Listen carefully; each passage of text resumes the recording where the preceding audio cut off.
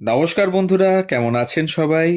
গল্প যেখানে সত্যি চ্যানেলের আরও একটি নতুন গল্পে আবারও আপনাদের সকলকে স্বাগত জানাই। ইতিমধ্যেই বহু নতুন মানুষ আমাদের সাথে যুক্ত হয়ে চলেছেন। বহু কমেন্ট আমরা পাচ্ছি, খুব অনুপ্রাণিত হচ্ছি।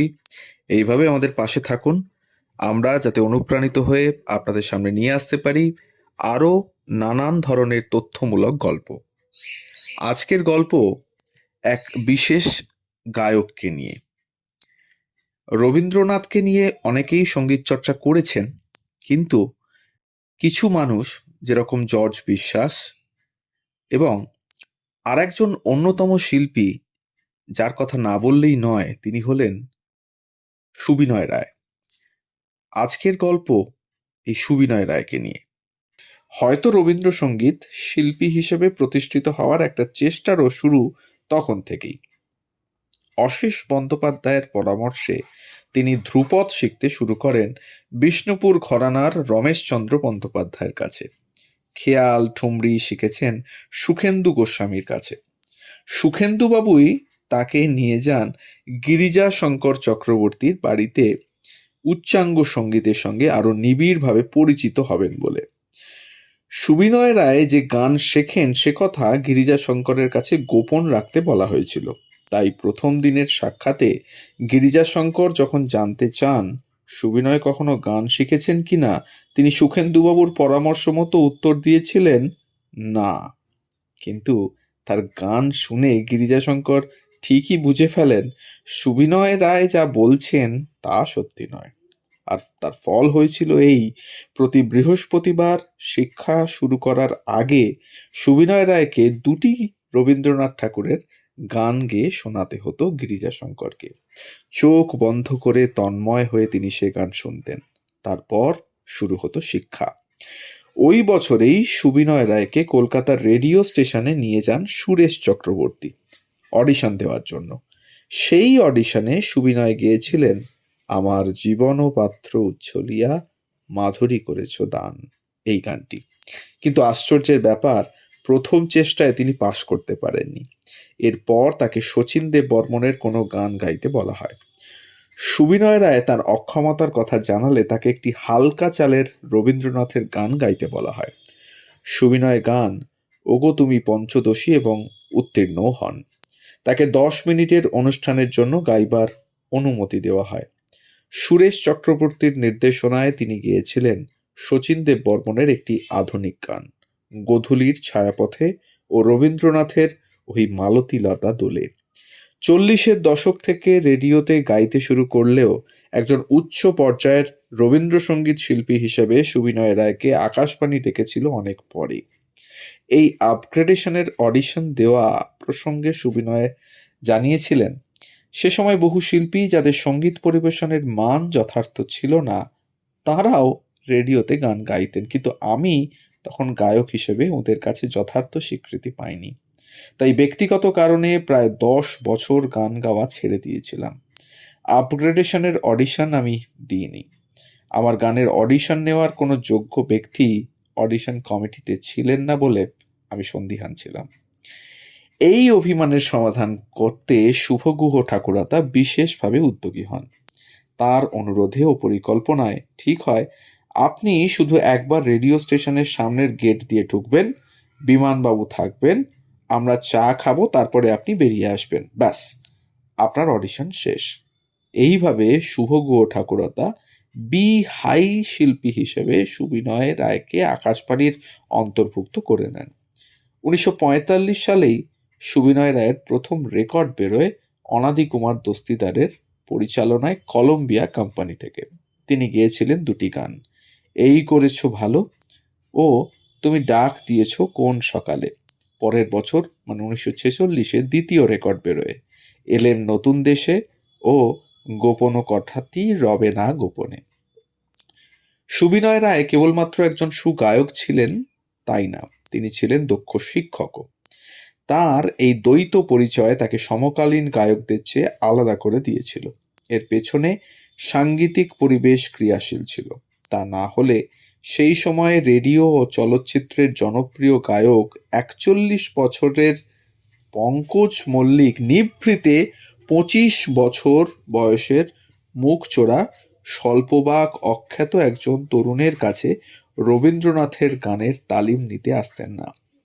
সুবিনয় রায় জানিয়েছেন, সুবিখ্যাত পঙ্কজ কুমার মল্লিকও আমার কাছে কিছুদিন রবীন্দ্রসঙ্গীত শিখেছিলেন।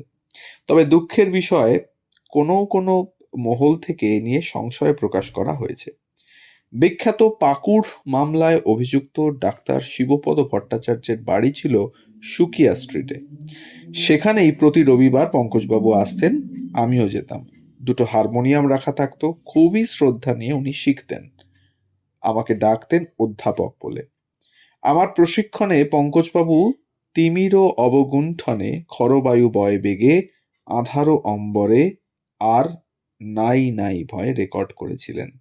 গানগুলি আমিই বেছে দিয়েছিলাম, কিন্তু কি কারণে জানি না রেকর্ডে ট্রেনার হিসেবে আমার নাম ছিল না। গোটা 40-এর দশক জুড়ে সুবিনয়কে প্রধান শিক্ষক হিসেবেই আত্মপ্রকাশ করতে দেখা যায়।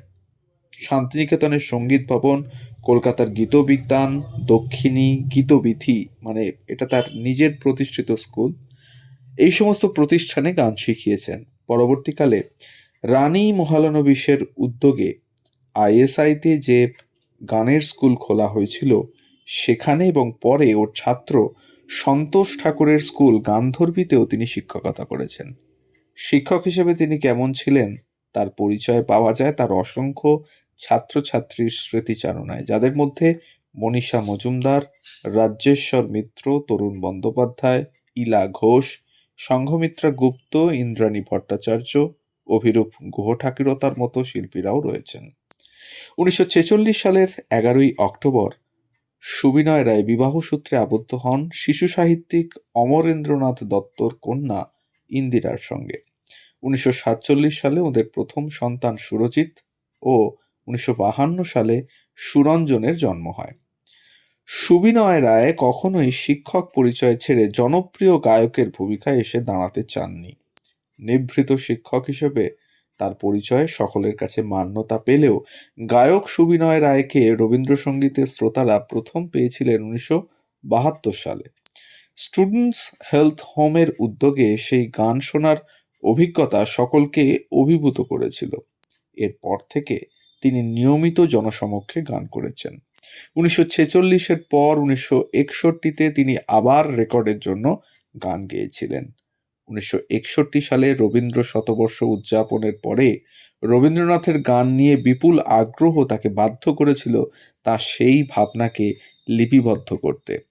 1962 সালে প্রকাশিত হয় তার অসামান্য বই রবীন্দ্রসঙ্গীত সাধনা। রবীন্দ্রনাথের গানের এই স্বতন্ত্রতাকে বোঝার প্রক্রিয়াটি চলছিল দীর্ঘদিন ধরে। ভারতের বিভিন্ন রাজ্যে সঙ্গীত পরিবেশন ছাড়াও সুবিনয় রায় পৃথিবীর বহু দেশে গিয়েছেন রবীন্দ্রনাথের গান নিয়ে। সঙ্গীত সহ বক্তৃতাও করেছেন বহু। রবীন্দ্রসঙ্গীতের জগতে উল্লেখযোগ্য অবদানের জন্য পেয়েছেন রাজ্য সঙ্গীত একাডেমি পুরস্কার, দক্ষিণীর শুভ গুহ ঠাকুরতা পুরস্কার, কলকাতার টেগোর রিসার্চ ইনস্টিটিউটের রবীন্দ্র তত্ত্বাচার্য পুরস্কার এবং উপাধি, এবং বিশ্বভারতীর দেশিকোত্তম। সুভাষ চৌধুরীর করা তালিকা অনুযায়ী সুবিনয় রায়ের রেকর্ড ও ক্যাসেটের সংখ্যা প্রায় 50টি বা তার থেকেও একটু বেশি। সুধীর চক্রবর্তীর মতে গীতশিল্পী হিসেবে সুবিনয় রায়ের সফলতা ও প্রতিষ্ঠা ক্রমারোহণের রেখা খুব সরল নয়। যৌবনে তার গানের ধরন আমরা যথাযথ অনুধাবন করতে পারিনি। তার প্রবল সমাদর ও একক উচ্চাবস্থান ঘটেছে জীবনের প্রৌঢ় পর্বে। এর কারণে দুটি: প্রথমত, রবীন্দ্র শতবর্ষ থেকে ব্যাপকভাবে রবীন্দ্রগীতির প্রচারের ফলে নতুন শ্রোতার দল তৈরি হয়েছে, তাদের কাছে সুবিনয় রায়ের গান অত্যন্ত উপভোগ্য ও ভালোবাসার সামগ্রী হয়ে উঠেছে। এবং দ্বিতীয়ত, তিনি বিশেষভাবে এমন সব গান গাইতে পারেন ঠিক লয়ে তালে উচ্চারণে এবং বন্দিশ বজায় রেখে যার তুল্য সামর্থ্য ধারে কাছে কারণ নেই। সুবিনয় রায় জনসমক্ষে জীবনের শেষবারের মতো মঞ্চে গেয়েছিলেন 2000 সালে বিশ্ব সঙ্গীত দিবস উপলক্ষে রবীন্দ্র সদনে। আগের বছর তার প্রথম সন্তানের মৃত্যু তাকে গভীরভাবে নাড়া দিয়ে গিয়েছিল। তার স্বভাবেও বদল এসেছিল, আরো চুপচাপ হয়ে গিয়েছিলেন, ক্রমশ তার নিজের শরীর ভাঙছিল। গান শেখানোর দিনগুলো একদিন থেমে গেল। অবশেষে ৯ জানুয়ারি ২০০৪ সালে তিনি আমাদের সকলকে ছেড়ে পাড়ি দিলেন সেই না ফেরার দেশে। এখনো মনে পড়ে, এখন হয়তো সেই নববর্ষের বৈঠক আর হয় না। সেই নববর্ষের বৈঠকে সুবিনয় রায়ের সেই গান দরাজ গলায় এখনো কানে বাজে। তাই এখনো যারা শোনেননি সুবিনয় রায়কে, বিভিন্ন ইউটিউব চ্যানেল বা অনেক ক্যাসেট বা রেকর্ড এখনো হয়তো পাওয়া যায় সুবিনয় রায়ের।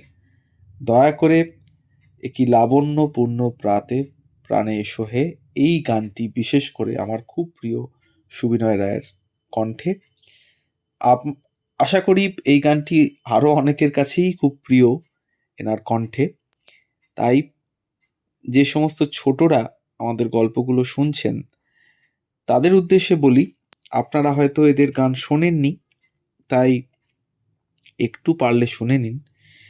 কি লেভেলের এনারা শিল্পী ছিলেন, এনাদের যদি গানগুলি শোনেন তখনই আপনারা বুঝতে পারবেন। তাই আজকের গল্প এ পর্যন্তই। সবাই ভালো থাকুন, সুস্থ থাকুন আর শুনতে থাকুন গল্প যেখানে সত্যি। ধন্যবাদ।